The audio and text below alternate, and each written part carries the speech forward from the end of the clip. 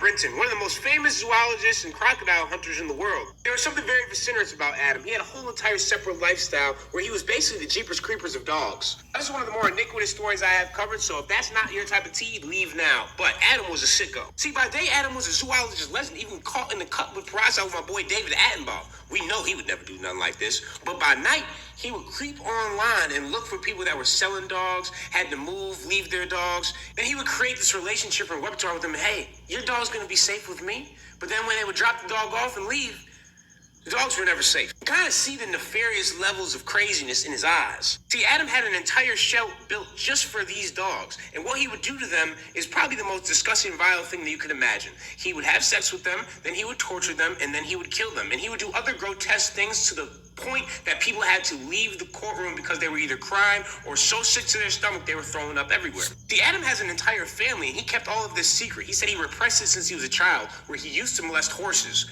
I don't even know what that means. He said that he had to let it out again, and when they caught him, it was because he was torturing 8 dogs at one time, and one had a leash, and they were like, wait a second, I know what city that leash is from. When they conducted the raid, they found that he had been with over 42 dogs on videotape, and that's just in with the last 18 months. And he was involved in a whole bunch of different online communities, Reddits, posting these videos online, performing bestiality to millions of people. And he only got 10 years.